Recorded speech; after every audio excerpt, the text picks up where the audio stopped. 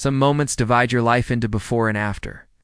For me, that moment came on a rainy Thursday night in November when I walked through our apartment door and heard something I wasn't supposed to hear. My name is Daniel Chen, and I'm 26 years old.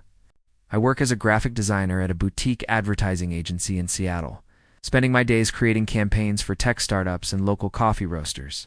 My life was comfortable, predictable, safe exactly the way I'd designed it to be after moving across the country from Boston 3 years ago. And then there was Ethan. Brooks had been my roommate for 8 months. We'd met through a housing app when his previous roommate moved out to live with their girlfriend. And I'd been desperately searching for a place after my studio lease ended. The apartment was perfect, a converted loft in Capitol Hill with exposed brick walls, floor-to-ceiling windows, and just enough space for 2 people to live without constantly bumping into each other. Ethan was 28. A physical therapist who worked at a sports medicine clinic downtown. He had this easy, athletic grace that came from years of playing college soccer, combined with a gentleness that made his patients trust him completely.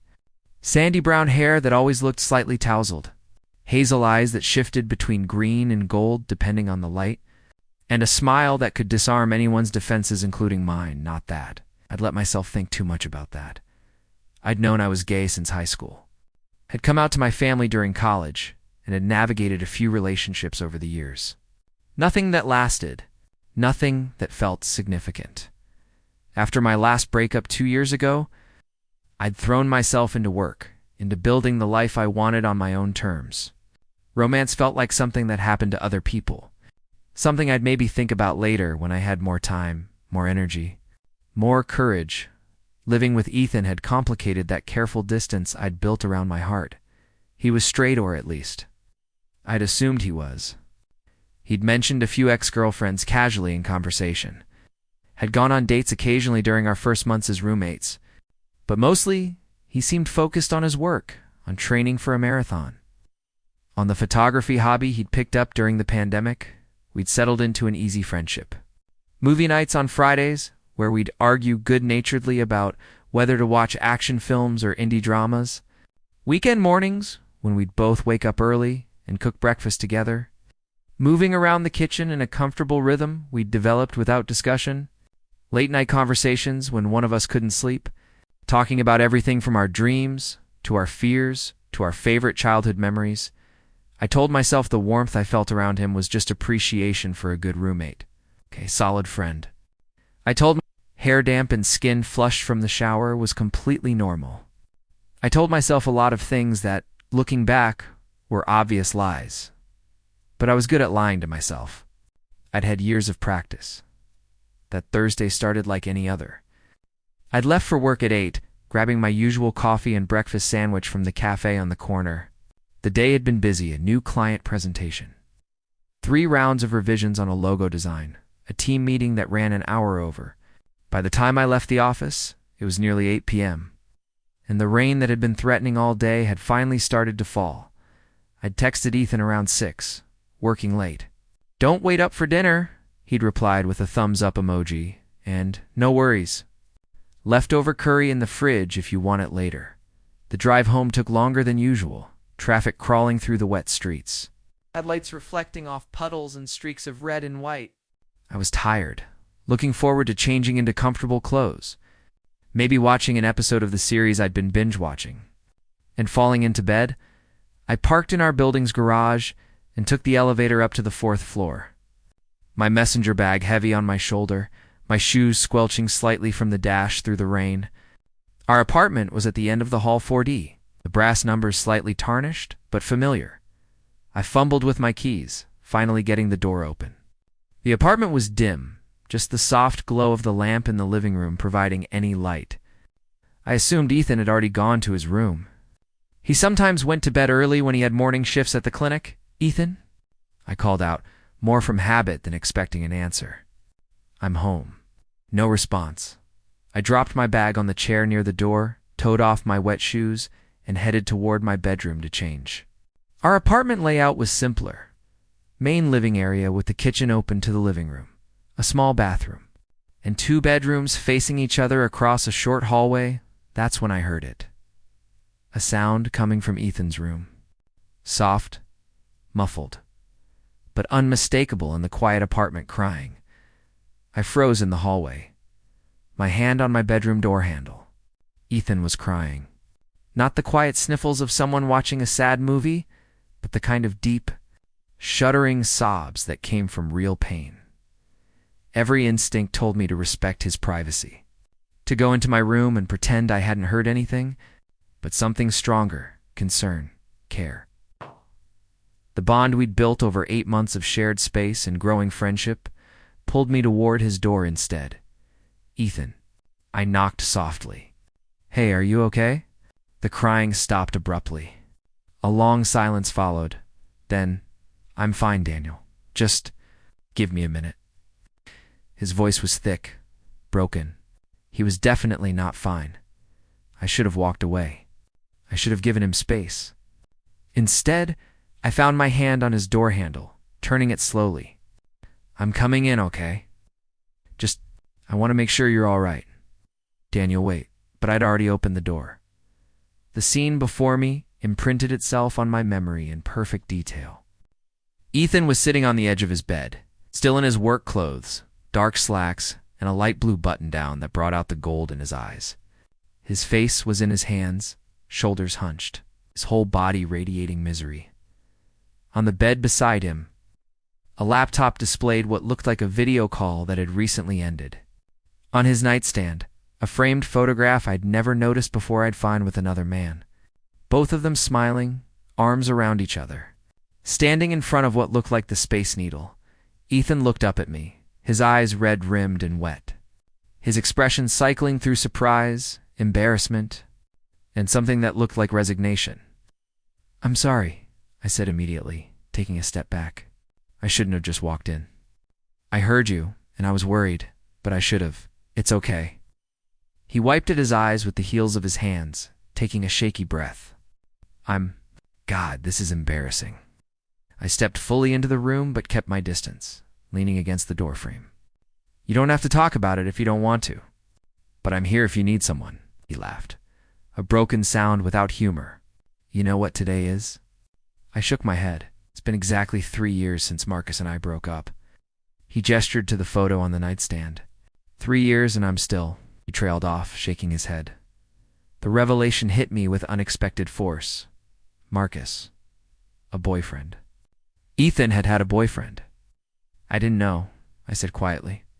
You never mentioned that I'm bi. Ethan finished for me. Yeah, I know. I don't exactly hide it, but I don't advertise it either. After Marcus, after everything that happened, I've been keeping that part of myself quiet. Easier that way. He stood up, pacing to the window, looking out at the rain streaming down the glass. We were together for 2 years. Lived together for 1. I thought we were building a life. Then he got a job offer in New York, and he wanted me to come with him. But I'd just started at the clinic, and I'd worked so hard to get there. I asked him if we could do long distance for a while, just until I figured things out. Ethan's voice dropped. He said if I really loved him, I'd choose him over a job. That I was using my career as an excuse because I was afraid of commitment. We had this huge fight, said things we couldn't take back. He left for New York 3 weeks later, and I haven't seen him since. I'm sorry, I said, meaning it deeply. That must have been incredibly painful.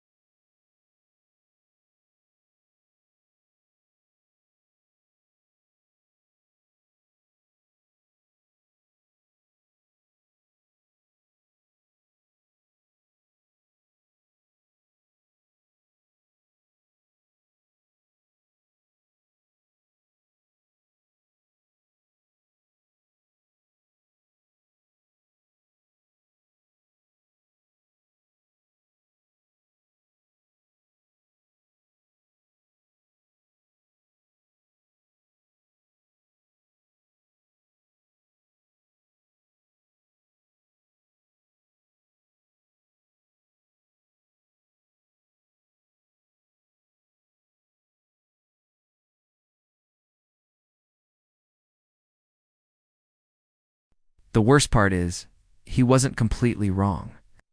Ethan turned to face me, and the vulnerability in his expression made my chest ache. I was scared. Not of commitment, but of being that visible, I guess. Of being out there as half of a gay couple.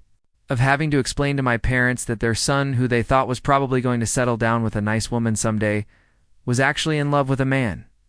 He ran a hand through his hair, making it stand up in messy spikes. I came out to them right after Marcus left. I figured if I'd already lost him, I might as well rip off all the band-aids at once. They took it better than I expected, actually. But by then, it was too late. Marcus had already moved on. I saw on social media that he's engaged now. To some lawyer he met in New York. That's why you were crying, I said softly. He called earlier tonight. Out of the blue, after 3 years of nothing. Said he was getting married in the spring and wanted to clear the air, make sure there were no hard feelings. Ethan laughed bitterly. No hard feelings. As if my heart didn't spend a year learning how to beat again after he left. Without thinking, I crossed the room to him. Ethan, I know I should be over it by now, he continued, the words spilling out like he'd been holding them in for too long. 3 years is a long time. I've dated other people well, a few women, trying to convince myself that maybe Marcus was just an exception. But none of them felt right. And I've been too afraid to actually put myself out there in the queer community, to be honest about who I am and what I want. He looked at me directly, and I felt the intensity of his gaze like a physical touch. Do you know what that's like, Daniel? Being afraid of your own truth? Yes, I whispered, because I did. I understood that fear intimately. We stood there, close enough that I could see the faint freckles across his nose, could smell his cologne mixed with the salt of his tears. The air between us felt charged, heavy with unspoken things. I've watched you, Ethan said quietly. Over these months, the way you're so comfortable with who you are, so unapologetic. You have your pride flag on your laptop. You talk about queer movies and books like it's the most natural thing in the world. You're just yourself, and I've envied that. Wanted that. My heart was pounding so hard I was sure he could hear it. You think I'm that confident? Ethan, I've been single for 2 years because I'm terrified of getting hurt again. I built walls so high around my heart that I convinced myself I didn't want anyone to climb them, and do you? He asked. Want someone to climb them? The question hung between us, loaded with possibility. I should have deflected, made a joke, stepped back. Instead, I said, I think the right person wouldn't need to climb them. They'd just walk through the door I'd open for them. Ethan's breath caught. Daniel. It's a moment stretched, fragile and precious. Then his phone buzzed on the bed, breaking the spell. He glanced at it, then back at me. I should let you get changed, he said, his voice rough. You must be exhausted from work, right? I took a step back, my mind reeling. Yeah, but Ethan, I'm glad you told me. About Marcus, about everything. And for what it's worth, he was an idiot to let you go. A small smile touched Ethan's lips, the first genuine one I'd seen tonight. Thanks, Daniel. That means more than you know. I left his room, closing the door softly behind me, and stood in the hallway, trying to remember how to breathe. Everything had changed in the space of 15 minutes. The roommate I'd been carefully not falling for had just revealed he was bisexual, single, and vulnerable in a way that made every protective instinct I had roar to life. And the way he'd looked at me, the way he'd asked if I wanted someone to climb my walls, went to my room and changed into sweatpants and a t-shirt on autopilot. My mind replaying every moment of our conversation. I thought about all the times over the past months when I'd caught Ethan looking at me. The way his hand would linger when we accidentally touched. The comfortable intimacy we'd built without acknowledging what it might mean. Had I been blind? Or had I just been too afraid to see? I lay in bed, staring at the ceiling, listening to the rain against the windows. Across the hall, I could hear Ethan moving around in his room, the soft sound of a drawer closing, water running in the bathroom. My phone lit up with a text. Thank you for checking on me tonight. I'm okay. Or I will be. I typed back. Always. That's what friends do. But even as I sent it, the word friends felt inadequate. It's too small for what we were becoming. I didn't sleep much that night. I kept thinking about the photograph on his nightstand, about the pain in his eyes when he talked about Marcus, about the way my name sounded in his voice when he said it softly in the lamplight. I thought about the fact that for 8 months, I'd been living with someone who might actually understand me, who might actually be brave enough to want what I wanted. And I thought about what I was going to do with this new knowledge, this shift in the axis of my carefully controlled world by the time dawn broke over Seattle, painting our apartment in shades of gray and gold. I'd made a decision. I wasn't going to run from this. I wasn't going to pretend nothing had changed. For the first time in 2 years, I was going to be brave enough to open that door and see who walked through. I woke up to the smell of coffee and something baking. Sunlight was streaming through my bedroom curtains. The rain had finally stopped, leaving everything washed clean and bright. For a moment, I lay there, trying to convince myself that last night had been a dream. But the memory of Ethan's tear-stained face, his confession, the charged moment between us, it was all too vivid to be anything but real. I grabbed my phone. 7:30 a.m. on a Friday. Ethan usually left for the clinic by 7:15 on Fridays.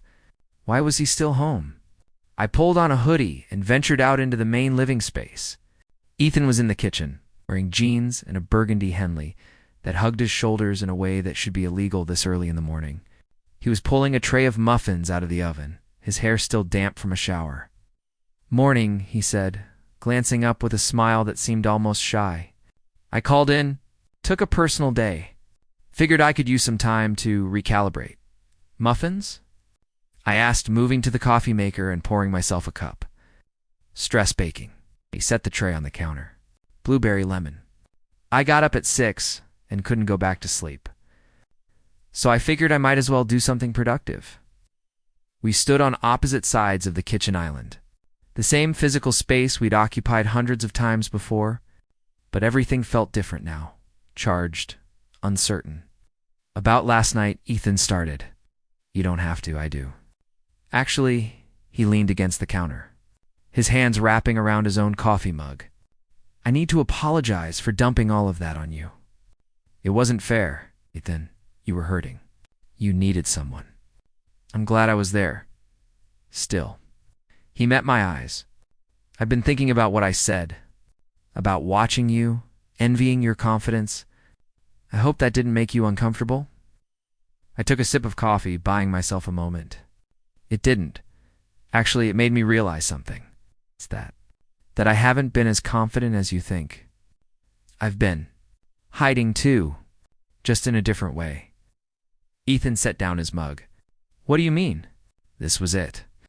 The moment where I could retreat, play it safe. Or I could take the leap. I chose the leap.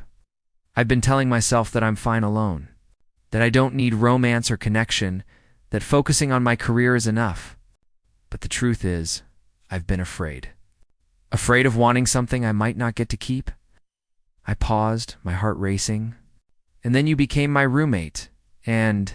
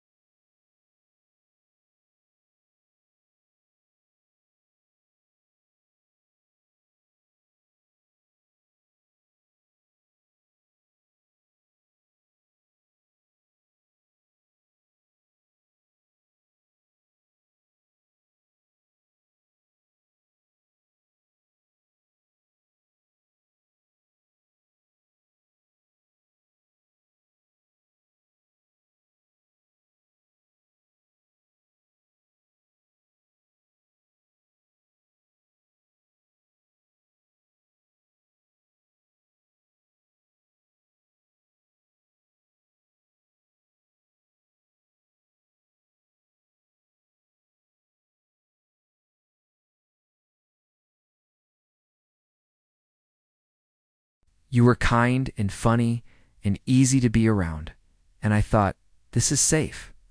We're friends. He's straight. There's no risk here. Understanding was dawning in Ethan's expression, his eyes widening slightly. But last night, I continued, when you told me about Marcus, about being bi, about being scared to be visible, everything shifted, and I realized I've been lying to myself about what I feel. Daniel, my name was barely a whisper. I'm not saying this to make things weird, I said quickly. I know you just got that call from your ex, and you're processing a lot. I don't expect anything. I needed to be honest. After you were so honest with me, Ethan moved around the island, closing the distance between us. He stopped a foot away, close enough that I could see the flecks of green in his hazel eyes. What if I told you, he said softly, that I've been lying to myself too? My breath caught. What? Those dates I went on in the first few months of living here? I kept saying yes when women asked me out because it felt safer than admitting that the person I actually wanted to spend time with was right here. Across the hall from me every night, the world seemed to tilt slightly on its axis. I noticed you the day we met, Ethan continued. The way you smiled when you saw the apartment, how your eyes lit up when you talked about your design work. I told myself it was just appreciation, that I was noticing you the way anyone would notice an attractive person. But then we became friends, real friends, and it got harder to pretend. Why didn't you say anything? I asked. Because I was terrified, he admitted. After Marcus, I couldn't handle the idea of putting myself out there again, of being vulnerable. And with you, it felt like it would be so much worse if it went wrong. Because you live here, because I see you every day. Because losing you would mean losing my friend and my home and my sense of stability all at once. I've been thinking the exact same thing, I said, a laugh escaping me despite the seriousness of the moment. Ethan smiled, and it transformed his whole face, chasing away the shadows from last night. We're quite a pair of cowards, aren't we? Absolutely, I agreed. What do we do about it? He reached out slowly, giving me time to pull away if I wanted. When I didn't move, his hand came to rest against my cheek, warm and gentle. We could start here, he murmured, and see where it goes. Here is good, I whispered. He leaned in, and I met him halfway, and when our lips touched, it felt like something clicking into place. The kiss was soft, tentative, both of us learning this new language between us. His hand slid to the back of my neck, my fingers finding the fabric of his shirt, pulling him closer. When we finally pulled apart, we were both breathing hard, foreheads resting together. Oh. Ethan breathed. Yeah, I agreed. Wow. We stood like that for a long moment, wrapped in each other, before Ethan pulled back enough to look at me properly. I want to do this right, he said. Not rush, not just fall into something because it's convenient or because we're both lonely. I want to actually date you, get to know you in this new way. My heart swelled. I'd like that too. Good. He pressed a kiss to my forehead. In that case, Daniel Chen, would you like to go out with me tonight? Actual date, not just roommates hanging out. I would love that, Ethan Brooks. Ethan insisted on planning everything, refusing to tell me any details beyond dress nice but comfortable and be ready by 6. I spent an embarrassing amount of time figuring out what to wear. Texting my best friend Maya in San Francisco, who responded with a string of excited emojis and helpful suggestions, I finally settled on dark jeans, a fitted charcoal sweater, and the leather jacket I'd bought on a whim last year, but rarely wore. At exactly 6 p.m., there was a knock on my bedroom door. Close your eyes, Ethan called. Seriously? I laughed. Humor me. I closed my eyes and I heard my door open. Felt Ethan's presence enter the room. Okay, you can look. I opened my eyes to find Ethan standing there in black slacks and a deep green shirt that made his eyes almost luminous. He was holding a single sunflower, which he offered to me with a slightly sheepish smile. I know flowers are traditional, but I remembered you mentioned once that sunflowers were your favorite, he said. Something about how they always turn toward the light. I took the flower, touched beyond words. You remembered that. I remember everything you tell me, he said simply. I put the sunflower in a glass of water on my desk, then turned to him. So, where are we going? It's a surprise. Come on, he drove us to the waterfront, parking near Pike Place Market. The evening was cool, but clear. The city lights beginning to twinkle as dusk settled over Seattle. I hope you're hungry, Ethan said, taking my hand as we walked. The simple gesture, his fingers laced with mine, sent a thrill through me. He led me to a small Italian restaurant tucked away on a side street, the kind of place you'd only know about if you were a local. The hostess greeted Ethan by name. I've been coming here since I moved to Seattle, he explained as we were seated at a cozy corner table. It reminds me of this place my grandparents used to take me in Portland. Family owned, everything made from scratch. The meal was incredible: homemade pasta, fresh bread, wine that paired perfectly with everything. But more than the food, it was the conversation that captivated me. We talked about everything and nothing. Ethan told me about growing up in Portland, about his Italian grandmother who taught him to cook, about how he'd discovered his love for physical therapy after injuring his knee playing soccer and being amazed by how his PT helped him heal. I shared stories about my childhood in Boston, about coming out to my parents, my mom's immediate acceptance, my dad's longer journey to understanding, the moment 2 years later when he'd called to apologize for not being more supportive right away. That must have meant a lot. Ethan said, his thumb tracing circles on the back of my hand. It did. It still does. I paused. How did your parents react? You mentioned telling them after Marcus. Ethan's expression grew thoughtful. My mom cried, but not for the reasons I expected. She said she was sad that I'd felt I couldn't tell them sooner, that I'd been carrying this alone. My dad was quieter about it, but a few days later, he sent me this long email about how his younger brother, my Uncle Tom, was gay, and how he'd watched his family reject him back in the 80s, and how he'd always regretted not standing up for him more. It's beautiful, I said softly. Yeah. Ethan smiled. They've been asking when I'm going to bring someone home for them to meet. I told them I'd been focusing on work, which was partly true. But also, I hadn't found anyone I wanted them to meet. The implication hung in the air between us. And now? I asked. Now, he said, his eyes locked on mine. I'm thinking maybe for Christmas. If you wanted to. No pressure. I'd like that, I said, warmth blooming in my chest. And maybe you could come to Boston with me for New Year's? My mom's been asking when I'm going to bring someone home, too. Ethan's smile could have lit up the entire restaurant. After dinner, we walked along the waterfront, the Space Needle glowing against the night sky. Ethan had his arm around my shoulders, and I had mine around his waist, and it felt so natural, so right. Ah! Can I tell you something? Ethan said as we stood looking out at Elliott Bay. Anything. Last night, when I was crying about Marcus, it wasn't just about him. It was about all the time I'd wasted being afraid. All the chances I didn't take because I was scared of what people would think or how it might change things.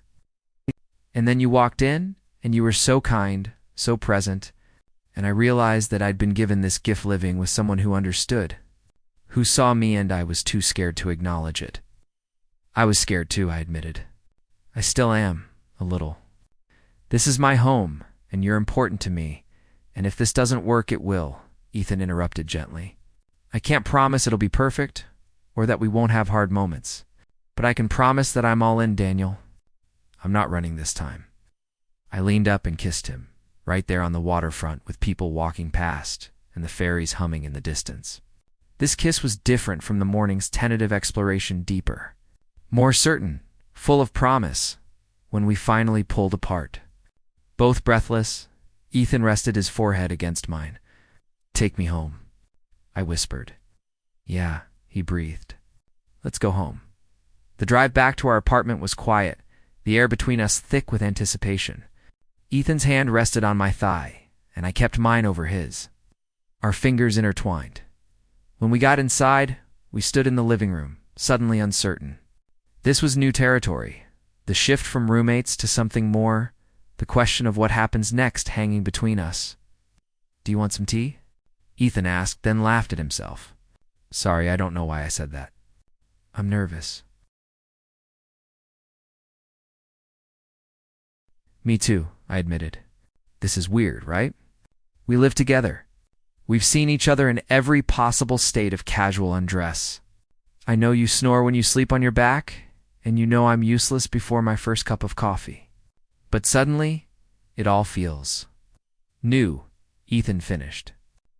Like we're learning each other all over again, but in a different language. Exactly. He stepped closer, his hands coming up to cup my face. We don't have to figure it all out tonight. We can take this as slow as we need to. What if I don't want to go slow? The words surprised me as much as they seemed to surprise him. Daniel. I've spent 2 years being careful, I said, my hands finding his waist. 2 years protecting myself, keeping people at arm's length. But you're already past all my defenses, Ethan. You've been past them for months. I don't want to waste any more time pretending otherwise. Ethan's eyes darkened, his pupils dilating. Are you sure? I've never been more sure of anything. He kissed me then, and it was like fire, all the restraint from earlier burning away. We stumbled toward the couch, hands exploring, learning the feel of each other through fabric. Ethan's fingers tangled in my hair, and my hands slipped under his shirt to feel the warm skin of his back. We ended up on the couch, me straddling Ethan's lap, both of us breathing hard, lips swollen from kissing. Your room or mine? Ethan murmured against my neck. Yours is closer. He stood, lifting me with him, my legs wrapping around his waist as he carried me down the hall. We were laughing between kisses, the joy of it mixing with desire, making everything feel light and heavy all at once. In his room, we took our time. Every touch was a revelation, every kiss a discovery. Ethan was gentle and intense, attentive to every reaction, learning what made me gasp, what made me arch into his touch. Clothes came off slowly, reverently. I traced the map of freckles across his shoulders, kissed the small scar on his ribs from his soccer injury.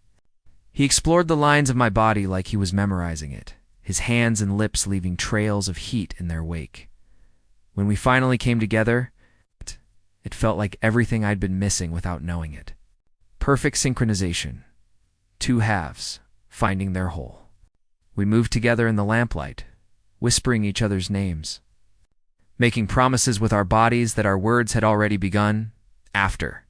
We lay tangled together, sweaty and satisfied, the Seattle night quiet around us.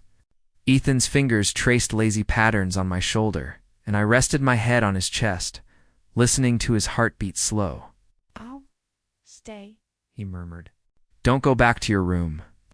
I wasn't planning to, I said, pressing a kiss to his collarbone. I mean always, Ethan clarified, his voice soft but serious. Move into here. With me. I know it's fast, and we should probably wait, but I don't want to sleep across the hall from you anymore. I want to wake up next to you. I lifted my head to look at him. We'd have a spare room. We could turn it into a proper office, or a guest room for when family visits. Is that a yes? That's a yes, I confirmed, kissing him softly. But I'm not giving up my desk. I need my workspace. Deal, he laughed. We'll figure it all out, together. I settled back against him, and we lay there as the night deepened, talking quietly about the future, about the life we wanted to build, about how strange and wonderful it was that the person we'd been looking for had been right here all along. Thank you, Ethan said at one point, his voice drowsy. For what? For walking in last night. For caring enough to check on me. For being brave enough to tell me the truth this morning. He pressed a kiss to the top of my head. For being you? Thank you for letting me in, I replied. For trusting me with your heart. Always, he promised. And as I drifted off to sleep in his arms, our legs tangled together, his breath soft against my hair, I thought about how sometimes the biggest changes in our lives come from the smallest moments. How walking through a door at the right time, having the courage to speak the truth, can transform everything. I woke to sunlight streaming through unfamiliar windows and the warm weight of Ethan's arm around my waist. For a disoriented moment, I couldn't place where I was. Then memory flooded back and I smiled against the pillow. Ethan's bedroom. Ethan's bed. Ethan pressed against my back, still asleep, his breath tickling the nape of my neck. Our first night together, I shifted slightly, and Ethan made a sleepy sound of protest, pulling me closer. "Don't go," he mumbled, still half asleep. "I'm not going anywhere, I promised." He pressed a kiss to my shoulder, then another to the spot behind my ear that made me shiver. Good morning, good morning." We lay there for a while, neither of us wanting to move, content to exist in this perfect bubble before the outside world intruded. Eventually, though, nature called, and I reluctantly extracted myself from Ethan's embrace. "I'm going to grab a shower," I said. "Want to join me?" Ethan's sleepy smile turned mischievous. "That's a dangerous question. Is that a yes?" "Absolutely." 20 minutes later, we emerged from the bathroom, clean and thoroughly distracted by each other. Ethan made breakfast while I sat at the kitchen counter, stealing pieces of bacon and watching him move around the kitchen with easy grace. "We should talk about logistics," Ethan said, sliding a plate of eggs and bacon in front of me. "If we're going to actually share my room, we need to figure out the practical stuff. Like closet space." I teased. "Like closet space," he agreed seriously. "And dresser drawers, in whose furniture we keep. And whether your insane number of throw pillows is really necessary." Continue, 8:24 a.m. "Those pillows are essential," I said with mock offense. "They complete the aesthetic. You have 14 throw pillows, Daniel. For one couch? 15, actually. There's one in my closet that didn't match the current color scheme." Ethan shook his head, but he was grinning. "This is what I'm signing up for, isn't it? A lifetime of aesthetic decisions and color coordination." "You love it," I said confidently. "I love you," he replied, then froze, his eyes widening as he realized what he'd said. The words hung in the air, huge and terrifying and wonderful. "Too soon?" Ethan asked, his voice uncertain. "I know we've only been officially together for about 12 hours. "But I love you too," I interrupted, my heart racing. "I think I have for a while. I was just too scared to admit it." The relief and joy that washed over Ethan's face was beautiful. He came around the island and pulled me into a kiss that tasted like coffee and promises. "We're doing this," he said, when we finally pulled apart.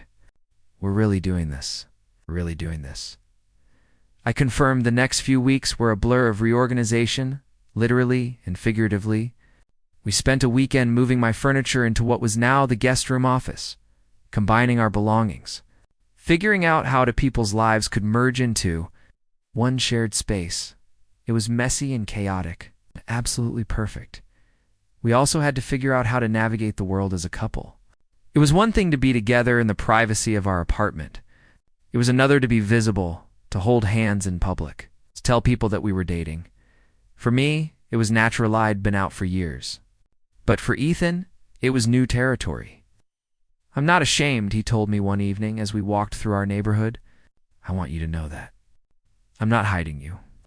"I know," I assured him, squeezing his hand. "But it's okay to take your time getting comfortable." "No," he said firmly. "I wasted enough time being afraid. I'm done with that. To prove it, he kissed me right there on the sidewalk, in front of the coffee shop where we'd gotten our first coffee together as roommates months ago. When we pulled apart, a few people were watching, most with warm smiles. An older woman gave us a thumbs up as she passed. "See?" I said. "The world didn't end."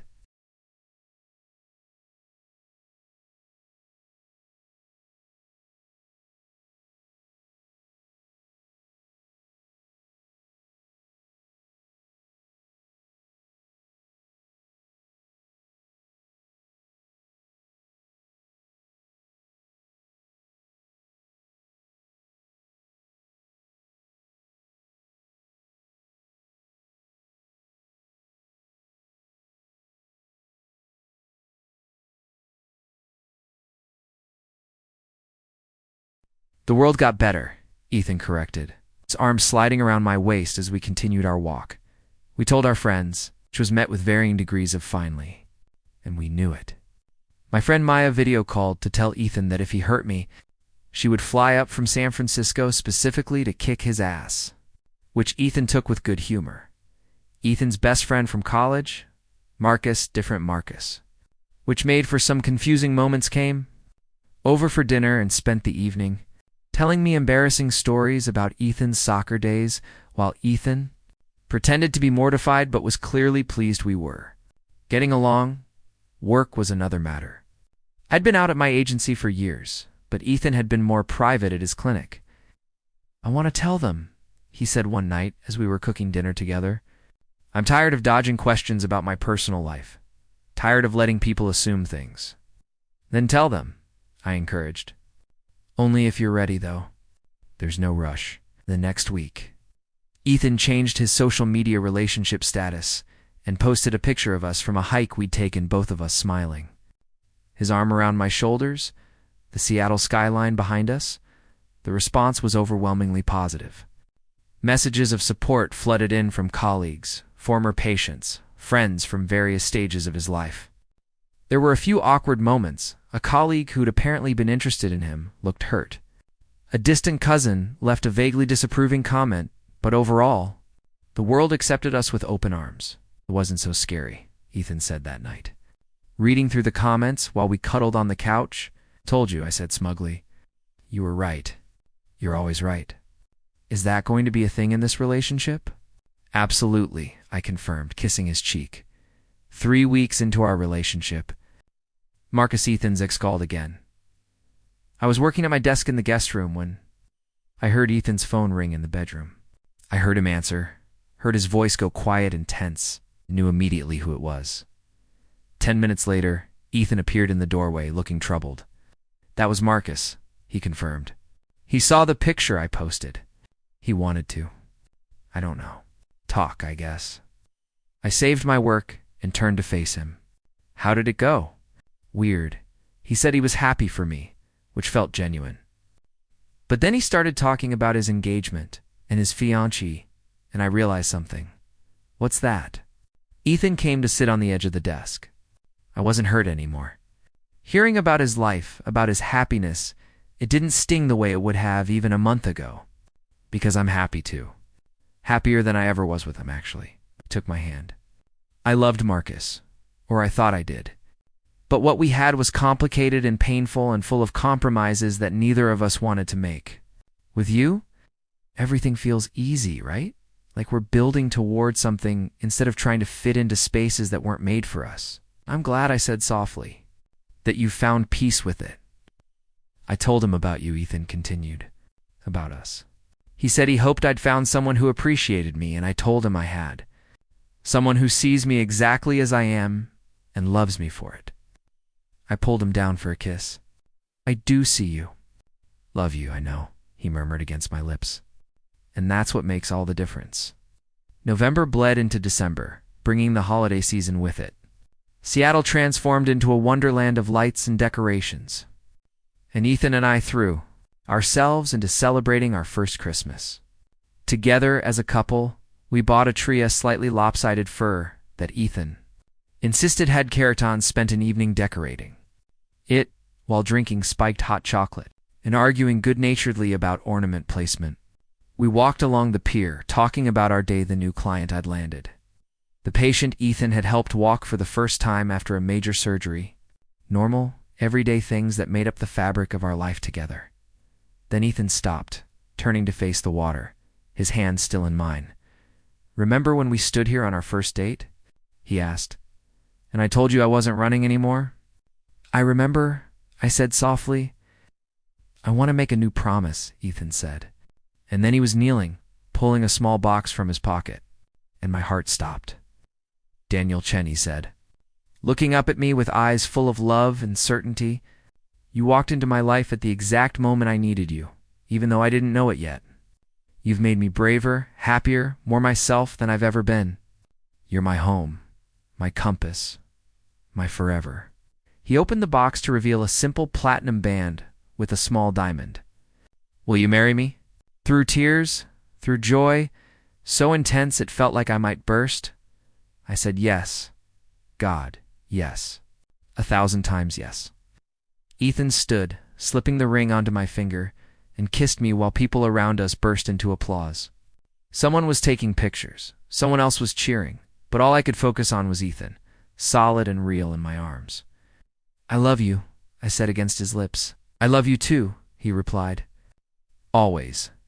Our wedding was small and perfect, just close family and friends, in a garden in Seattle on a sunny September afternoon. I wore a charcoal gray suit, Ethan wore navy, and we wrote our own vows that made everyone cry. "You taught me that the best kind of brave isn't fearless," Ethan said, his voice thick with emotion. "It's being afraid and choosing love anyway. You taught me that home isn't a place, it's a person. And you're my home, Daniel. Today, tomorrow, always." "You showed me that sometimes the thing you're looking for is right in front of you," I said, holding both his hands. "That love doesn't have to be complicated or painful. It can be easy and joyful and exactly what we need. You're exactly what I need, Ethan, for all my days." When the officiant pronounced us married, when we kissed as husbands for the first time, I thought about how this all started with me walking in on my roommate crying, with a moment of vulnerability and honesty that changed everything. The best decisions in life. I'd learned to often look like mistakes or accidents at first. Walking through that door, choosing to care, choosing to be brave, those small choices had led to this. A love that felt like coming home, a partner who saw me completely, a future bright with possibility.